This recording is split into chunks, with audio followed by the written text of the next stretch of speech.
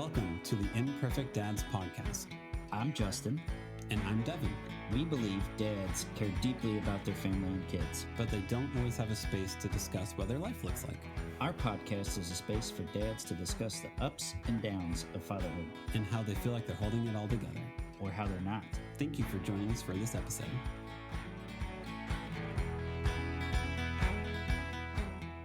On this episode, we have on Steve Slovenski with Furniture by Steve. Steve creates custom-built furniture and tables in the Nashville area. He's the father of 4 children, and he is a former teacher. We talk about how he went from teaching to carpentry. We talk a lot about gardening, how him and his wife host events for their youth group for their church, WayChurch, his journey of what feels right to you as a parent, homeschooling, the independence of children, and all the chaos of having 4 kids. We hope you enjoy the episode. Yeah, and I saw all of your stuff on Instagram and I was like, man, I really need a new kitchen table. So let's have. No, I'm joking. You're vetting Steve right now. No, but Steve, all your stuff looks fantastic, man. How did you get into that? Yeah, so I got into it during COVID. Basically, everyone was kind of at home. I was a teacher at the time, and so I was teaching, but we went all the way remote, and I made maybe a thing or two for my house. And then my wife had some friends who, I think during COVID, everyone was kind of like, wow, we're going to be at home a lot. Let's spruce up our home. And so all of a sudden there was kind of a lot of demand for furniture. And so I started kind of making stuff in my garage just for our friends. And then my wife, she has a pretty big Instagram and TikTok following. So she started making a few reels of these things. And she was like, you should make an Instagram for yourself. And so we kind of did that and it sort of took off from there. And it eventually grew out of my garage. Now I have a workshop and oh, cool. Yeah, I think awesome. COVID was just a good time to be making tables for people. So was it that hard to, from everyone I know who's a teacher, it's very easy to get burnt out being a teacher. Do you miss teaching at all, or is this kind of just like a pivot that made sense because of where the world was and everything? Yeah, good question. I taught through COVID and then maybe another year back in the classroom.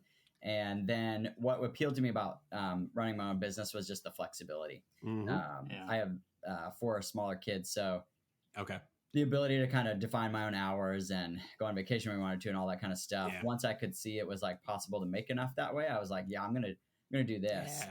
Yeah. And so was quite happy to do that. Yeah. Did you have that skill and talent already before you started tinkering around with it for your house, or sort of a combination? I had some basic carpentry skills that I'd learned from running a summer camp and working on a ranch and things like that. So that's some pretty basic stuff. And luckily when I was getting started, the main style that everyone wanted was called farmhouse. And so with farmhouse, it's kind of this a controlled amount of mistakes, basically. You kind of want the gaps and the cracks. Yeah, you want the rusticness. So, it was a good time to get started in furniture. And then as things transition, people are liking a lot more of the smooth kind of stuff right now, mid-century modern. And so we were able to just kind of learn that stuff as we went using YouTube. And I have some carpentry mentors and things like that. Oh, cool. So we were able to kind of progress. But it was definitely a good timing because we couldn't have started out making the tables we're making today. I was definitely only able to make the farmhouse style initially. And it's been a lot of growth. Yes. I think we have a farmhouse table that was made by an Amish family. And it has some quirks. Yeah. So where you're wait, what? I have 3 kids, I have a 9-year-old, a 7-year-old, and a 3-year-old. Okay. And anytime they go to color on it, they go and get a piece of cardboard and put under it because none of the surface is even. There's divots in it and all that. Yeah. And I'm like, but think of the aesthetic, guys. Yeah. Is that the table that I helped you pick up? Yes, from it your is. Friend? Yes. Yep. Nice. Yep. Okay. Yep. Yeah. That was a heavy. Mm-hmm. If I'm not mistaken, that was a heavy. Oh no, table. It was a table you break into a couple of parts and stuff. Yeah. No, it's very sturdy. It's very nice. I like it. Yeah. Nice. Yeah, it's an interesting challenge hitting that farmhouse mark of some gaps and cracks, but not too many and not too big. And there's a certain way to do it. Yeah. You want it to be functionally sound, but you want it to, what's the market? You want it to have character. I guess that'd be the way to market it. That's a good way to say it. Yeah. Yes. Where is your shop at in Nashville? I'm right over by the Costco on Charlotte. So it's actually in an extra space storage building. They have some commercial units. And so we got one of those. Cool. And Heck it's a great spot. It's not really a shop as much as it is a workshop, or I guess so. It is a workshop. We don't really have a storefront. I always try to really tell people that when they're gonna come by. I'm like, this is dusty. It's gonna smell. My wife always says I smell like a hamster when I come home because it's that kind of pine sawdust smell. I feel like having a showroom and stuff would be very next level. Do you hope to get to a place in which you can have a showroom for all your stuff? You know what keeps me from doing that is that I'm really in the custom furniture business. Yeah. And so basically we make things as they come in. And what's been really surprising is like if we make something and let's say I mess up and we make it 2 inches shorter than it should be. And we've got this whole table and we have to redo it obviously because we got to do the custom dimensions. If we then take that table, let's say that I was going to charge the customer $2,000 for that table. We go and try to resell that on Facebook Marketplace or just somewhere else. And it's like, you're going to get like a quarter of the value for it. There's something about custom tables where once you're just making tables for people to buy, the price kind of drops a lot. Whereas our niche is that you get exactly what you want, but like the wood type, the size, the legs, all that kind of stuff. It's a full custom job. I'm assuming they sit down with you to some extent. They're like, hey, here's exactly what I want. And you're like, cool, here's your custom table just for you. Exactly. Yeah. So if we had a showroom, I couldn't see it being very productive. Just because I've never been able to predict like, oh, let's just make a bunch of this table. This is going to be popular. Sure. It's kind of always changing and very hard to predict. Yeah. Yep. And it would change like the nature of the experience of working with you, I would assume. Yeah. Yeah. So yeah, Devin, if you remember the kitchen island at our old house, that was custom made. Haley, we had a friend of a friend that was in Jolton that had basically just a little shop or whatever, and Haley, like every single detail she had her mark on, but man, the table was beautiful, but it takes a lot of time to create that. We had to pick out the different types of woods that we wanted to use, what the drawers, everything. It was crazy. I just let her run with it. You deal. Right. That's a lot of questions. Yeah. Yeah. I get that sometimes it'll be, a guy will inquire and then I'll start asking questions and he'll say, I'm going to put my wife on here. Yeah. Yeah. That's the best thing you can do. Yeah. Steve, are you originally from Nashville or where are you originally from? I grew up in Maine. Oh, cool. Yeah. Oh, man. Yes. What brought you down here? I had lived in the Northeast for quite a while, and I'm a Christian. And in the Northeast, if you're kind of, a young guy looking to get married to a Christian woman, it's like kind of slim pickings up there. And so I wanted to try the South, and everybody was like, you got to go to Nashville. Nashville's where everyone's going. So that was about maybe 11 years ago. And then just loved it. I did like a master's program down here just to kind of test it out for a year and just loved it and got a house and stayed. Yeah. Nice. What's your master's in? It's a master's in education. Oh, cool. Oh, teacher. Yeah, that makes sense. Yeah. That makes sense. Yep. Yeah. That's cool. How's granted it's snowy as can be right now in Nashville or whatever as compared to Nashville snow. How do you feel like winters are in the South versus from Maine? Yeah, I love the seasons here. I think it's just the right amount of time. I mean, like I enjoy some winter sports and stuff, but to me, it's not, if you're not gonna have snow, it's not worth it to be cold. So I think that like kind of 2 snows each winter, and then you get a long fall, a long spring, great summer. I love that. I love the weather in Nashville. Yeah. In Maine, there's like a 4 or 5 or 6 month winter. And then spring we call mud season because it's like the snow is just melting. So everything's just muddy for a few months. So I love the weather down here for sure. Yeah. Now I'm from Indiana, and Justin, you're from Northern Kentucky, which is basically the same area. And I feel like if there was a big snowstorm, you would just drive by the grocery store parking lot and you'd see the pile of brown snow for 3 months as it slowly froze, melted, froze, melted, froze, melted. And you're just like, some kid is going to play King of the Hill on that pile of snow and break a limb. That's what's going to happen next. Yeah.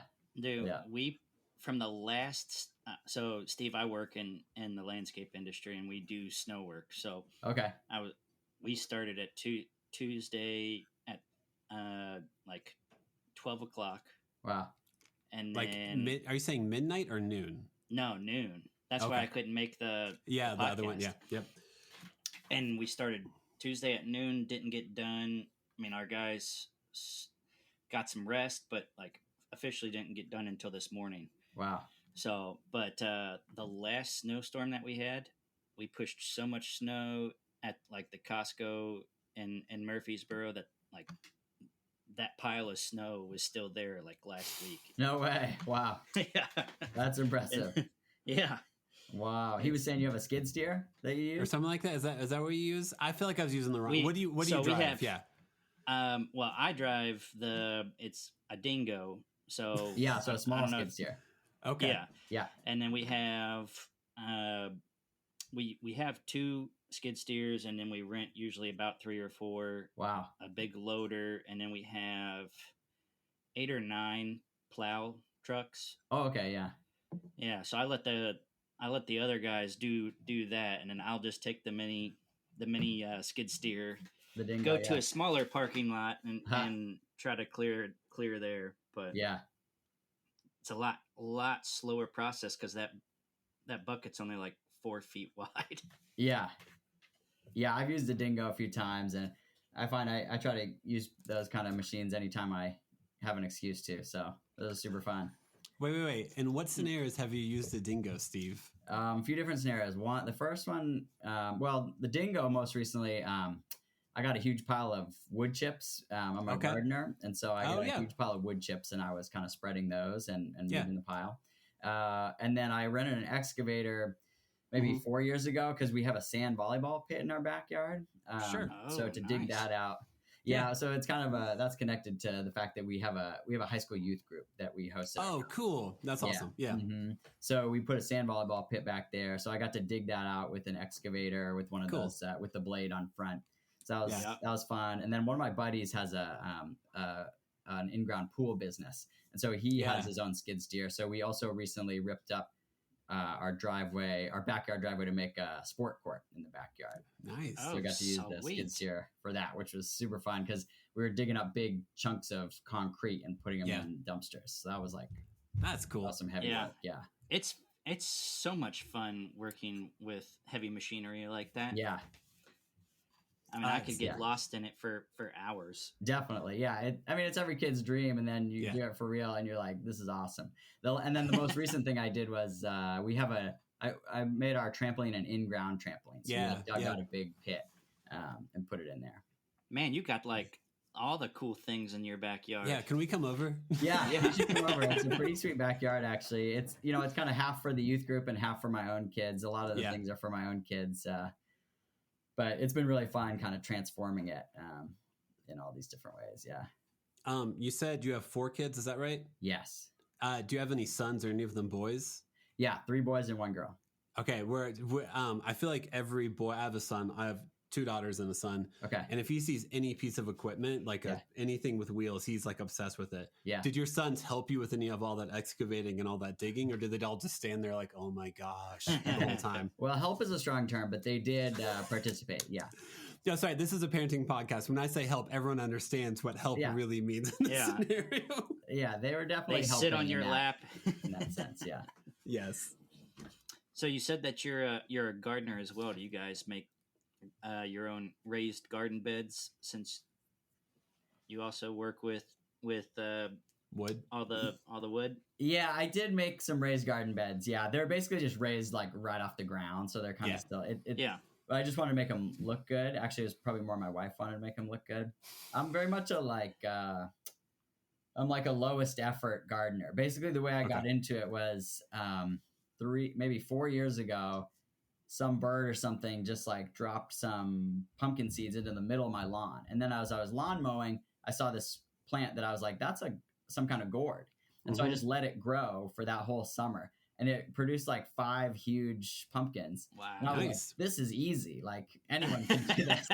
And then so turns out that like pumpkins and those kind of gourd things are probably the easiest thing to grow, especially in Nashville. So I've had a lot more challenges with all the other stuff I've grown, but it's still really fun. I love, the kids love helping with it, and it's just a super fun thing to do as a family, and it's really satisfying. And I've heard that apparently a huge proportion, a weirdly high proportion of people who are 100 years old and older are gardeners, because there's something about the continual cycle of you kind of have a purpose and something you're taking care of.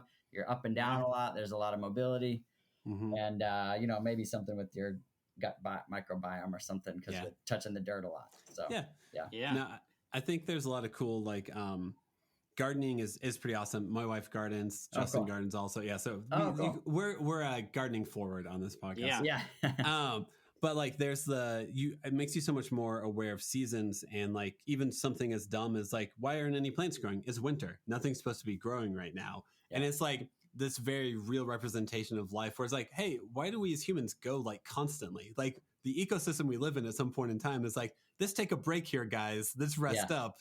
And as humans, we're like, no, let's just go faster. Let's go faster. Let's go faster. Let's keep going. Yeah. Yeah. Gardening definitely makes me appreciate, supermarkets. And almost every time I'm gardening, I'm thinking like, imagine if I had to do this. And like in this season, if I had to get enough food that I was not only feeding my whole family, but then we were eating this all winter long. Yes. Like I would be dead for sure. You would be. Yeah, we all would be. Yes. So much work. Yeah, so when my brother-in-law's grandpa, I guess, lived through the Depression and lived off of just pumpkins. Wow. Wait, what? So when we would make pumpkin pie or anything like that, he would get disgusted and just like not want to be anywhere close to it. Yeah. He's like, I've eaten my fair share. I don't want any more or want to see any more pumpkin.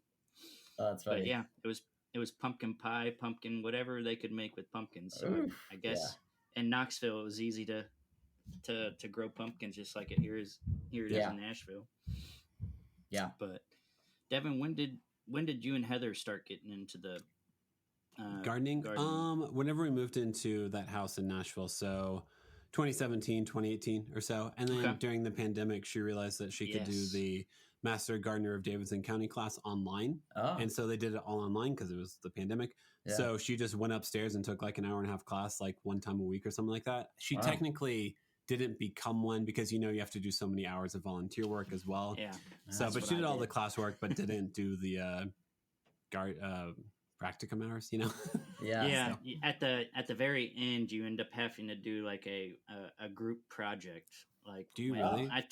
When I took the class back in 2013, it was like back in 2012 or 2013. We ended up having to make a rain garden. Like, so after all the classes that you did for, I think it was like a 2-month long class, 2 or 3 month long class, you had to do a rain garden. I designed it for him, but then I never participated in actually installing it, so I did not get. What is a rain? You said a rain garden? What is that? It's just basically an area where, so we were doing it at the Department of Ag in Murfreesboro. Okay. They have an area where a lot of drainage from the parking lot goes into. So bioswales, areas where, first of all, the water gets filtrated through rocks and other soils before it goes into this area where there's a lot of plants. So a lot of like grasses and other perennials can be planted that will be okay with being underwater for multiple days. Oh, wow. So cool. There's your 2 cents in rain gardening. Wow. I went to school for landscape architecture, so I'm a nerd when it comes to He's a big nerd on like this stuff, yes. Yeah, that's cool. So what do you guys like to grow for vegetables? We did more flower gardens than anything because we would try vegetables, and like I feel like cherry tomatoes only my wife and like one of my kids would eat. So then it'd just be like piles of cherry tomatoes that were rotting And so like I feel like we would try everything, but flowers were always the consistent thing. Okay. Flowers that specifically would bring butterflies, because it was always fun to have the kids go out to the garden and try to find butterflies and things like that. That's awesome. Yeah. And herbs. We did a lot of herbs as well. So like rosemary, thyme, all that good nice. stuff. Yeah. Yeah, those are cool because a little goes a long way. It does.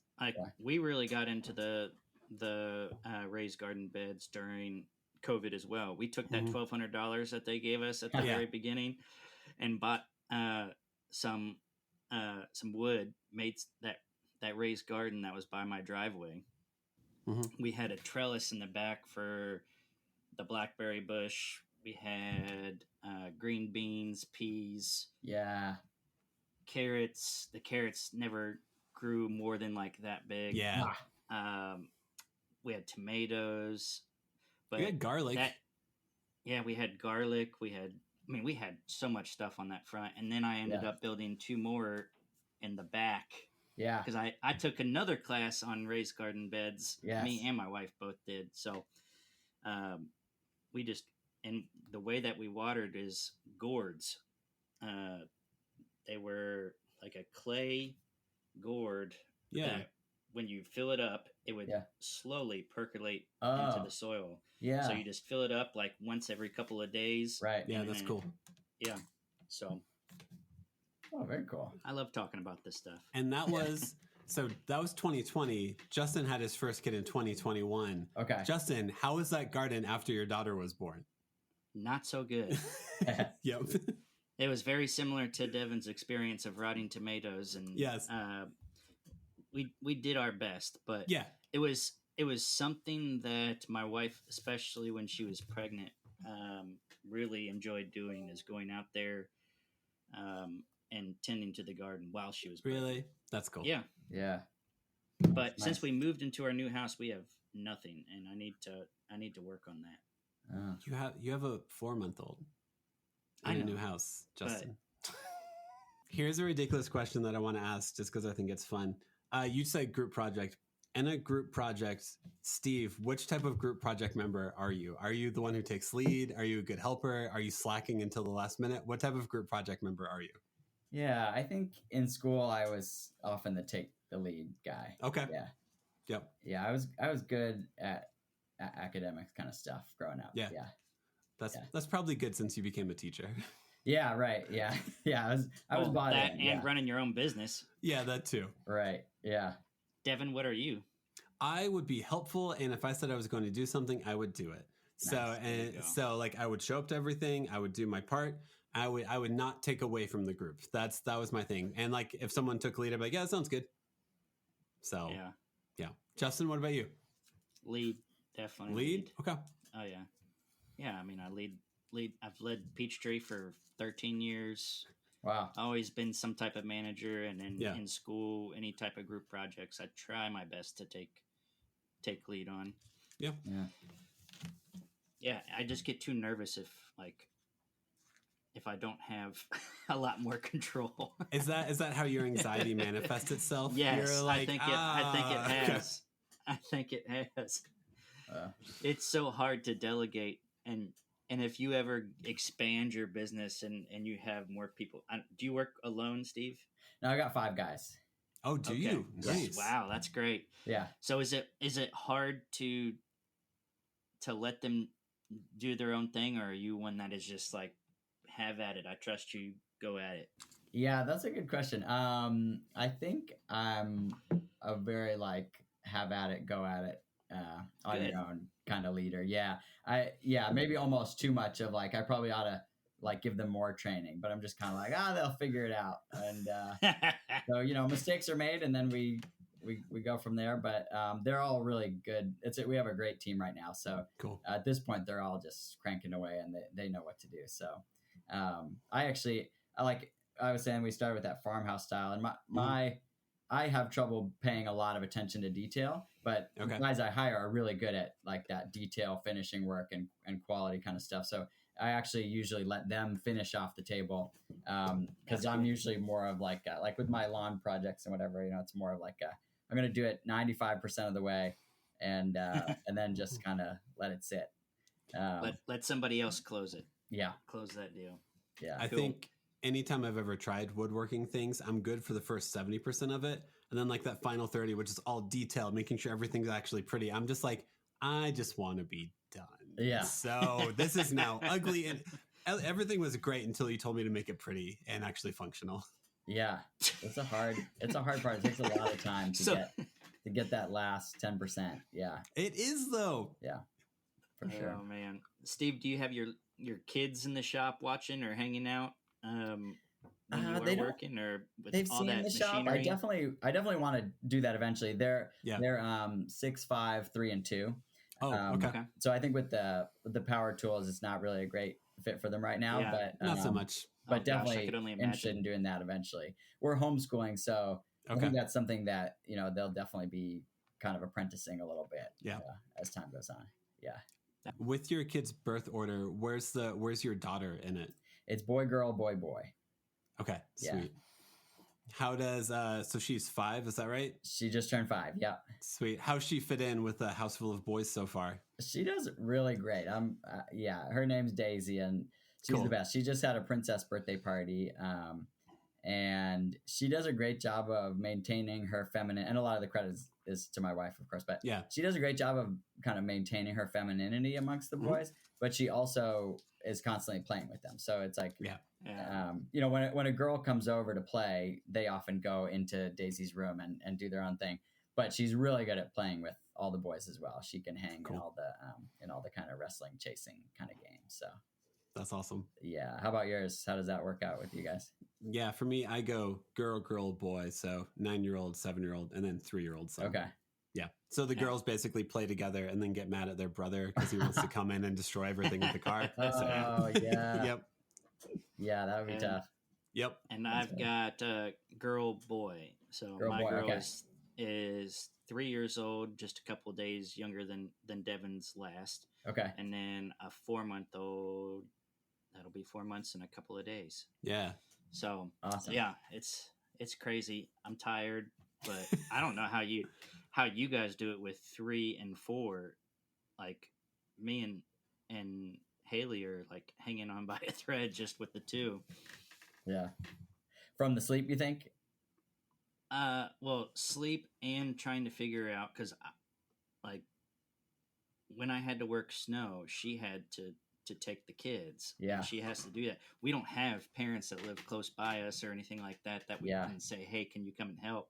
Yeah. We were going to have her mom come down, but her mom is up in Paducah where they got got snow. Yeah. A lot more snow. I was actually supposed to go up to Lexington for the UK Vandy game last night, but because of the snow, we couldn't. And her mom couldn't come, so like it's really tough trying to help your wife out when she has both kids. Yeah. She's trying to learn how to navigate the 2-kid cycle. Yeah. And you're not always there. Yeah. So I don't know how you guys do it. I think you're saints. Yeah, the multiple kids thing is definitely hardest for the moms when one of them's still really young like that. I would say like we're kind of moving out, and maybe you'd find this, Devin, but like we're kind of moving into this season of things being a lot easier now that our youngest is 2, because he's kind of potty training right now. And I think like once we're at nobody in diapers, it's a huge change. But yeah, having one who's, constantly napping and breastfeeding and having different sleep schedules all the time, that's a lot harder than once they get older. Yeah. And especially like, so going back to my situation this past week, which was really stressful for the both of us, Ada was sick Tuesday before the snow came, so she didn't go to school. So my wife had the 4-month-old and Ada. Then yesterday, school was called off. Yeah. So my wife is just like, I'm here with the kids for 2 straight days. Yeah. Like, please help. Please figure out a way to come home for lunch or something. Yeah. Luckily, last night, my guys were able to take it on by themselves, and I was actually able to help with that's great. Time. So that was good. But yeah. I do feel like this is a moment in history where like kind of more is expected of men in terms of like the diversity of what we're supposed to help with. and it's tough. It's an adjustment. Yeah, because for most of history, it was just kind of like the men will go earn the money or earn the food or whatever it was. Yeah. And now we're trying to do both, which is hard. Yep. Yeah. Do you have any family that live by you? My family is about an hour and a half away down past Murfreesboro. Nice. Courtney's family's in California, so okay. her mom will come visit occasionally. But yeah, day to day, no real help. But Courtney's an amazing mom. She was like a second and third grade teacher for a while, and she just has a great. I kind of describe her as like a cross between Mary Poppins and Maria from Sound of Music. She's just like she's just awesome with kids. It's like what she was born to do. So, not that she never struggles, but she's like she's just really good at raising kids. I mean, she's Julie Andrews, so how can she have any trouble? Yeah. Yeah, and it's not all sunshine and roses, but it's like she's just very skilled at that because she spent so much time with young kids, and she's really got those skills. Yeah. Since you guys homeschool, does she stay home with the kids and kind of take lead on all that stuff? Yeah, exactly. Yeah. So she's kind of leading the homeschool, and then she also runs the that high school ministry that we run as well. Oh, cool, nice. Yeah. And it's a nice job because it can happen in the breaks and the nap times and that kind of thing. So, yeah, nice. That's awesome. You guys have a youth group that comes over every week or something like that does small group with you guys, or? Yeah, exactly. So, it's a high school youth group meets every Wednesday, and usually it's between like 100 and 170 kids. And what? Whoa. So we have like usually we'll have like when it's outdoors, we'll have like some kind of game, and then a speaker, and then discipleship group times. And then like some worship at the end is the typical kind of format. Yeah. Nice. What area of town do you guys live in? It sounds like, I feel like your backyard must be massive to accommodate for that many people. Yeah, we're on 1.5 acres, but it's like deceptively big. It's just all flat, and it's a great backyard. Yeah. Okay. So we have a lot of space back there, and we're kind of in the Forest Hills area. Okay. Yeah. Oh, nice. Yeah. So we love it, and it's kind of able to accommodate everyone, which is nice. Yeah. That's cool. Nice. Heck yeah. With homeschooling, do you help out in any way with it? Or is that just like your wife's thing that she's got full lead on? Like, do you teach woodshop yet? No, I definitely am going to get more involved as time goes on. Yeah. I'm kind of their piano teacher right now, but that's cool. A lot happening through an iPad app, but I kind of supervise that. And then, as they get more into, like, I was a math teacher, so, and science. So as they get older, I think I'll be stepping in more in that kind of role. But she's still got it all for now. Sweet. Because I'm assuming, is it more the because you said you have a 6 and a 5-year-old, or your two oldest? Yeah. So I'm assuming she's more homeschooling those two while just keeping the other two alive. Yeah, exactly. Yeah. Yeah. Cool. Yeah. And the little two love to be involved, but it's kind of a mix of, sometimes I'll stay home and help with them while she's doing the homeschool. The nice part of homeschool is you can get it done in so little time that I can kind of stay around and help her for the part where she really needs to be all in with the older kids, and then I can go into work, and she can do things that all four can kind of be involved in. Yes. Yeah. Yeah. No, I know we were joking about it a little bit earlier, but whenever your kids try to help is always like the funniest thing ever. Like my son, who's 3, really likes to help unload the dishwasher, which just means he grabs all the silverware at once and tries to hand it to me at once. And I'm just like, no, hold on. So for both of you, what's an example of whenever your kid is quote unquote helping and you're like, this is sweet, please stop. Go for it, Steve. Yeah, I think that's like something I'm trying to work on as a dad, is because it is so hard, but it's like, our role as dads is a lot to be like pushing them towards independence. Mm-hmm. That's like the father role, and it's hard because you want to just do things yourself because it's so much faster. But that's something I'm really working on, because they'll almost every morning they'll help me make breakfast, but it's kind of like they're doing the part where they're putting the ingredients in and then mixing them together. And then I'm usually doing the part with the hot stove. But it's like, I have a friend who has his kid like fully make pancakes with a hot stove, and it's like, I think I need to be like pushing the boundaries with that a little bit more. Our kids feed the dogs, and they help with breakfast. They love helping with cooking. But yeah, it's something I want to push myself to do more, is like get them involved with the helping. Because like you said, they love it. They love to feel independent and helpful. And I think it's just so good for them. Yeah. Yep. My son gets the biggest smile on his face ever whenever he grabs stuff out of the dishwasher he's like, you like, arrange your kitchen in some ways where it's like, hey man, all like the kid stuff goes in this drawer. And he like will go to the dishwasher, pick it out, and like have the biggest smile on his face as he puts it up. And it's like, you're happy to be included. I should remember this. Yeah. And he like keep letting you do it. Yeah. Yeah. And it's surprising how good they can get at even complex stuff, but it just takes a while. It's a slow training, and there's mistakes and spills and everything. But and you got to be cool with it, which is really hard sometimes. Yeah. Totally. Yeah. Ada does the dishwasher, loves to get out the dishes and help Daddy put them away, but she also loves to feed the dogs, and it's hilarious because she will get the scoop. And I'm teaching her to bend down now, but she would just stand there and just turn it over, and it would just go everywhere. And I'm just like, cool. All right. Yep. Well, dog, you're going to have to eat off the ground right now.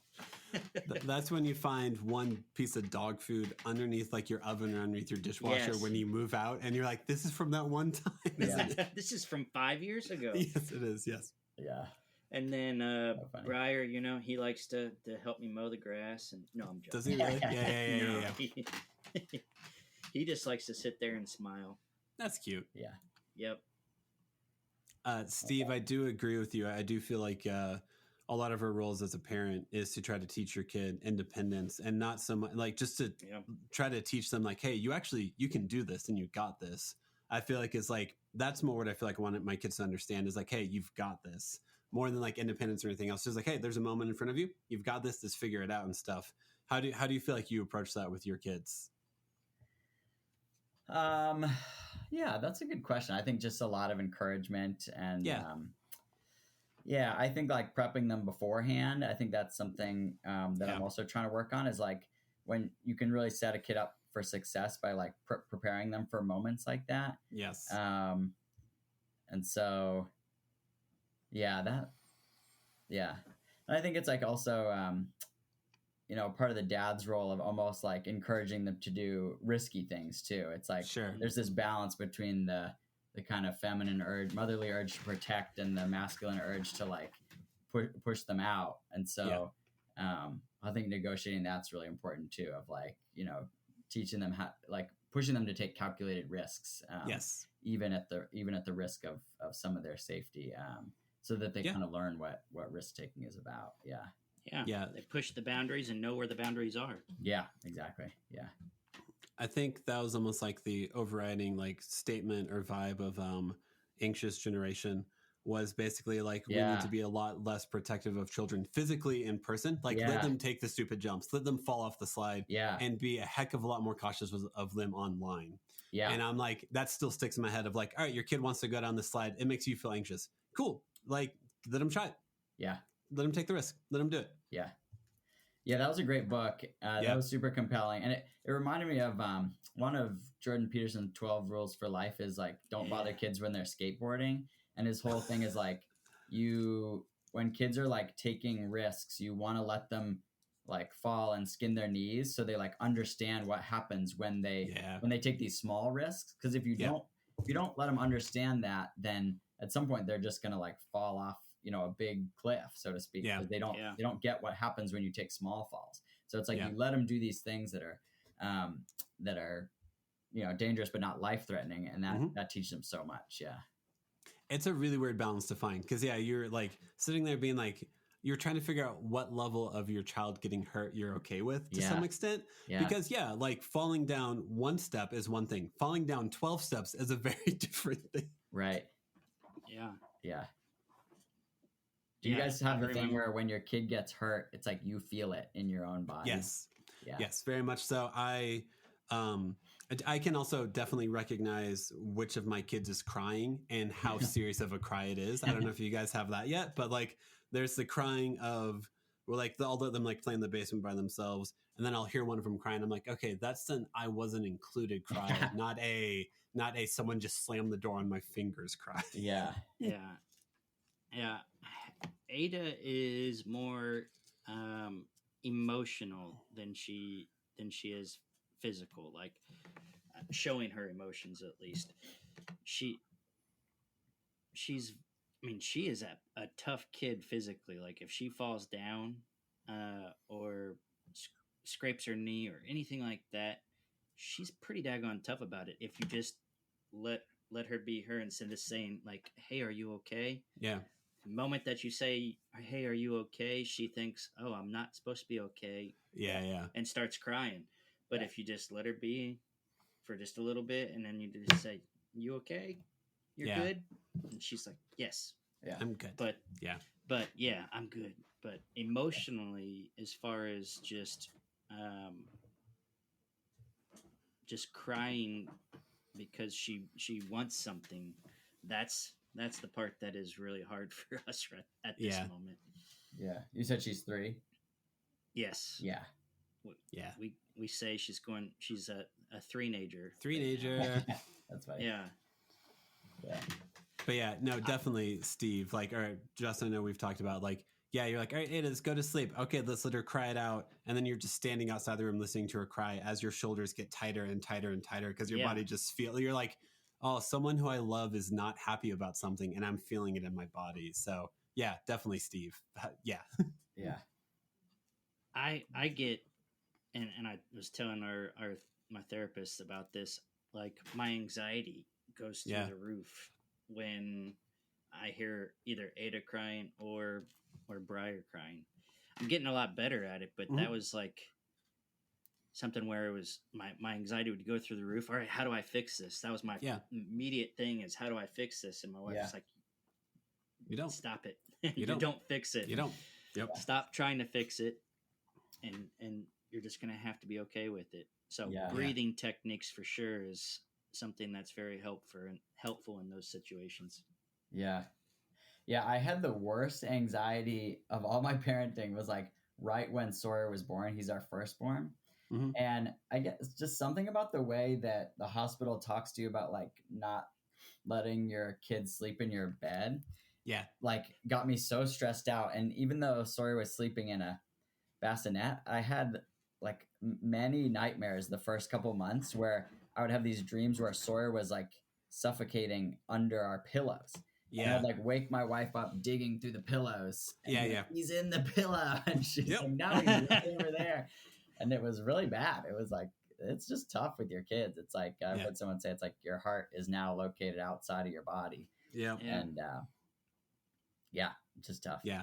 No, and it's also, I forget which comedian has a joke about it, but and I'm going to butcher the joke, but like you hear in the hospital so many times, like, don't shake the baby, that like whenever it's in those horrible moments of your kid screaming in your face for like an hour or 5 minutes, that you're like, okay, I know I can't shake the baby, but why did everyone tell me not to? Like, now this has been planted in my head to shake the baby. Why did everyone talk about this? So like similar to like, well, you can't have the baby in your bed. Okay, I'm not going to have the baby in my bed. Why is the baby in your bed? I would never put the baby in my bed. Why would I do this? Yeah, that's funny. And then some of the craziest things that you think of, especially when you're sleep deprived. Yes. Yeah. Yes. I feel like every parent's probably had those moments though, where they like wake up half asleep and they're like, where's the baby? What's happening? Why is the baby crying? And then your partner's just like, whatever you're saying right now isn't happening. Yeah. Go back to sleep. Yeah, totally. Yeah. It's hard to know, there's there's so much information on the internet and doctors will say things and it's like with a lot of the places where this advice is coming from, it's like they're just incentivized to be super risk averse. So like, they're going to tell you not to sleep with the baby in your bed, even though like people did that for, thousands of years. And just because it's like nobody has an incentive to tell you to do anything risky. So you kind of have to just figure some of that stuff out of like what's really worth not doing and what's just like people kind of covering themselves. Yeah, of course. Yeah. Yep. We didn't co-sleep with our first kid, but we definitely co-slept with our other 2 kids. Yeah. Yeah. So because at some point you're just like, I could do this. Like this it'll be fine. Yeah. Yeah. Or you assess the risk for your own self. Yeah. And everyone has to decide for themselves if co-sleeping is right for them. There's a lot of factors into it. Research it. But yeah, that's most of parenting, is being like, okay, everyone told me not to do this, but I feel okay doing it. Oh, is that good or bad? I don't know yet. Give me a second. Yeah. Every kid is different. Every situation is different. So like what works for them is best for them, is what I always say. Yep. Does Josh still co-sleep with you? Oh no, he's had his own bed since he was like 1. So it's been like, but also like we sleep with like our door open, because we know like a kid's gonna come in and be like blah blah blah blah blah blah, blah, and we're like, just fall asleep on our bed. That's fine. Like I don't care. Just don't start in the bed. I feel like that's more is like, don't start in the bed. But if it's in the middle of the night, you come and get in our bed. I don't care. That's fine. We're at the same place. Yeah. So my wife did like the whole sleep training thing when they were really little, and it worked awesome for us. It was like our kids would be sleeping 12 hours through the night when they were like 3 months old, 4 months old. So it was great. And then, there's sleep regressions and stuff, but like for the most part, like they were just really good sleepers, and that just worked for us. But then we're at this stage now where like our youngest is 2 and we're done. So it's like, we definitely leave our door open, and anytime our youngest Oscar cries, I go in and sleep with him, because it's just so sweet. And it's of course. Yep. Yeah. This time is fleeting, and it's so sweet to cuddle with a little kid. It's just the best. Is. So, yeah. It is. Yeah, and like also like your kid wanting to sleep in your bed, like there's absolutely going to be like, I feel like people like, oh, they're going to want to do that all the time, and it's like, no, there's going to be an age in which your kid has wants nothing to do with you, like at all. Soak it all in. Yeah. Yeah, Ada is not at the point where she comes into our room, but she'll cry out, and I'll go in there, and she'll either want to rock, or should I say lay with me. So I'll just get in her bed, lay with her, and it is I don't know, man. There's just something about it that tugs at your heartstrings. Yeah, when she'll reach over with her hand and just touch you, just to know that you're there. Yeah, and you're just like, man. The feeling of being wanted is awesome. Well, I mean, I don't know about you guys, but like one thing that being a dad made me realize is that like you have the ability to be a source of physical comfort for someone else. And like that was never in my like mental space as like a teenager or something like that, of like I would ever be like a source of physical comfort. Like someone would ever like fall asleep on me. Like I would be like a baby would feel comforted by my physical presence. I was like, wait, why would that ever happen? And then like you become a dad and you hold your kid and it falls asleep in your arms and you're like, oh, I have to redefine some definitions I have about myself. Yeah, we say a lot in our house, like, these are the good old days. Because it's just like, it is. I consider this in some ways like the peak of my life right now, of like, not that my single life and whatever was worthless, but like in some ways it was kind of like leading up to this, and like this is like the peak responsibility that I'll ever have. And in some way that's like the peak of my life, is like, this is the most important time when I'm like, to have 4 little souls who are like wholly dependent on me and like being formed by me is like such a huge honor and blessing. And so, I think taking advantage of it is super important. Yeah. With running your own business, do you have much like, how's your mental space? Like, are you able to be mentally present with your kids and everything? Or are you kind of mentally like torn in a lot of different areas?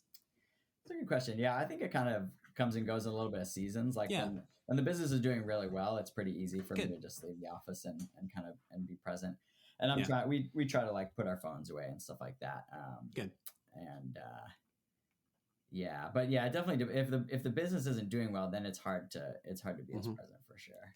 Yep. Because then you're probably like, all right, how do I market this? What do I got to do? What new reel do I need to make? How do I get in front of people's faces so they notice me? Yeah. Do you find that, Justin? Do you own Peachtree, or you're a manager? I'm a partner and then the operations manager for it. So I've got a 10% stake in the company. So I definitely let my work bleed into my personal life. I don't like to. That's what part of having the other phone is. But and it's just so hard because during peak season, we're going to have like 120, 130 people this year.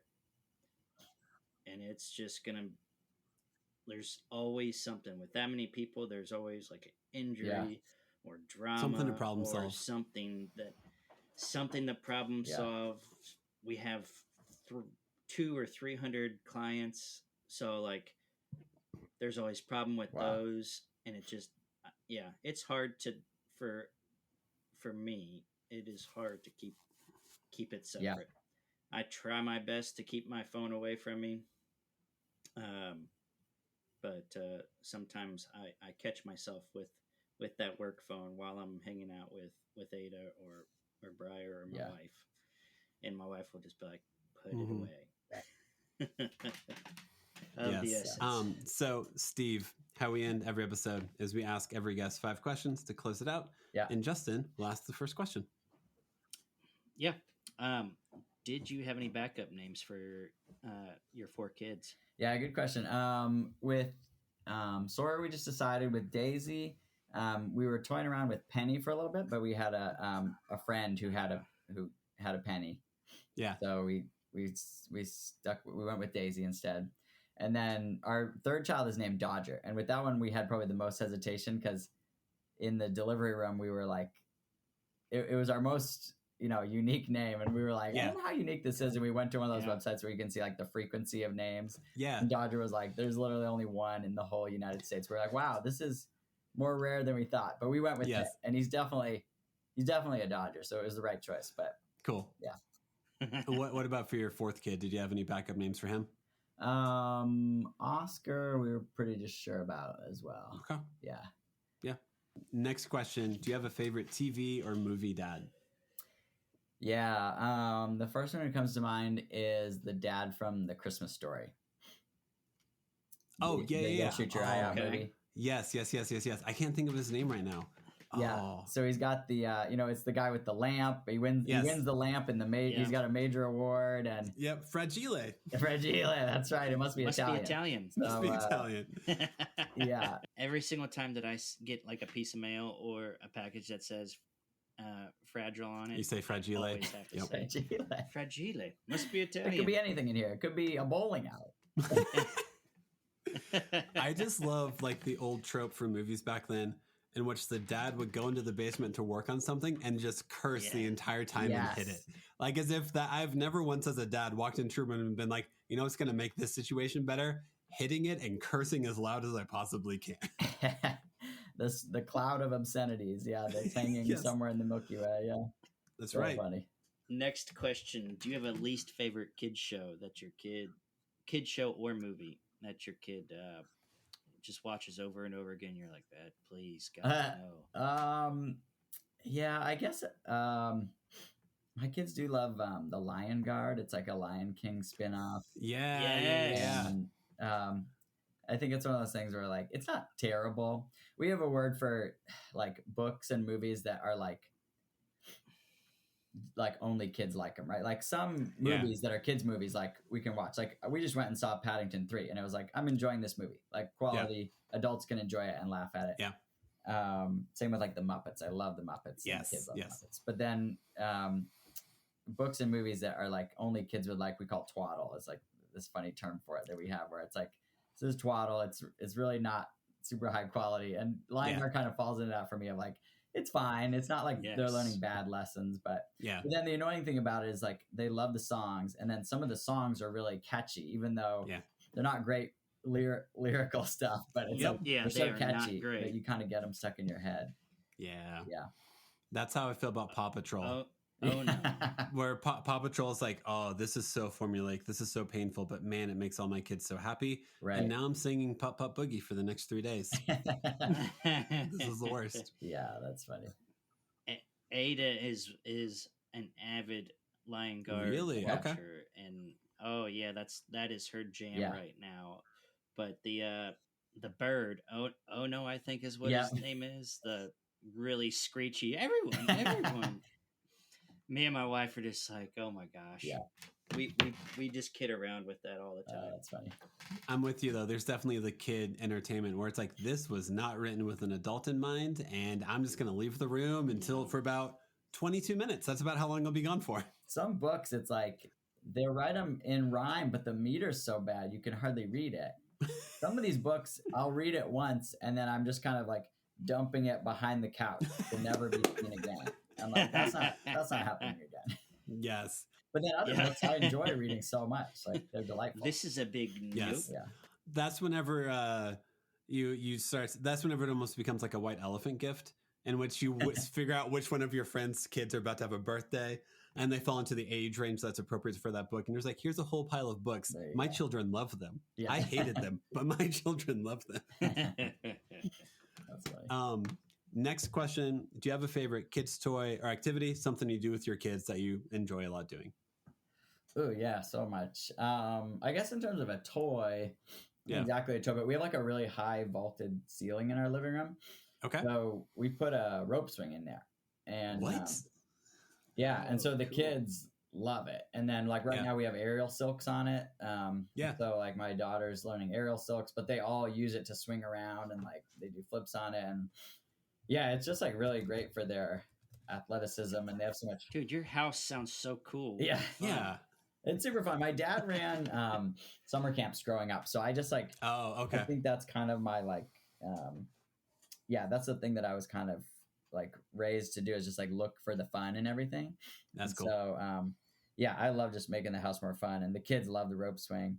As far as like a favorite activity, we do like a whole bedtime routine where a lot of nights we have like a series of dances that we'll do where I play the guitar and they'll dance, and it's just it's so fun to watch kids dance, and it is, and sing and everything. Yeah. So we'll do that before bedtime, and that's one of my favorite kind of. That's events. awesome. Yeah.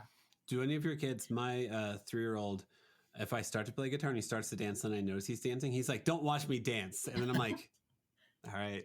That's so funny. Do any of those kids do that to you? Some of them are shy with big groups, but they all, whenever it's just Courtney and I, they all want to be watched for sure. Okay, cool. Yeah. That's fun. Yeah, that's funny. Yeah, Ada will do the. I'll smile at her, and then she will say, "That's not funny," and I'm like, "I'm not laughing. Expressing love. I'm just I'm trying to show love here." And she's like, "No," and I'm like, "All right, sounds good, kid." All right, Steve. Last question. What is the best parenting advice you have received? In parenting, you're kind of there's kind of a price for everything. And this is something that Jordan Peterson talks about as well, is like, you're going to pay a price for everything. So like if you're sitting on the couch and you ask your kid to do something and they don't do it, you can either pay the price right now of like getting up and enforcing the discipline and kind of like being a dad of your word, so that your kid knows that you're going to do what you say. And that's like, you're paying the cost right then. And it stinks because you have to get up and do something. But if you don't do it, you're still paying a cost. You're just going to pay it later when your kid doesn't trust you the next time you tell them that there's going to be a consequence. So I think that's been the biggest thing for us as parents, is like, just like if we say something to stick to it, and that if you're not going to do something, it's better to actually not use that as a threat at all. It's almost better to just ignore something if your plan is to make a threat and then not follow through with it. Steve, the only other thing we got for you is just self-promotion. So like if we want to find your furniture, do you have a website, your Instagram handle, anything to help promote yourself so we can follow you more? Yeah. Instagram handle is @FurnitureBySteve. Website is FurnitureBySteve.com. Super easy. Yeah. And the youth group we run is open to any high schoolers. You can follow them on Instagram too, at Waygo Youth, WAYGO. Yeah. Youth. Yeah. So. That's awesome. Yeah, Steve, that's it. That's what we got. Thanks for sharing your story. Thank you for hanging out with us for a bit. We really appreciate it. Awesome. That was fun, guys. Thanks. Yeah. Thanks, Steve. All right. Thanks, Steve. Have a good night, man. Thank you for listening to the episode. Make sure to follow us on Instagram at The Imperfect Dads Podcast. And make sure to subscribe and rate us 5 stars wherever you listen to us. The music is provided by The Wildfeathers. And all episodes are produced and edited by me. Make sure to tune in Mondays for new episodes.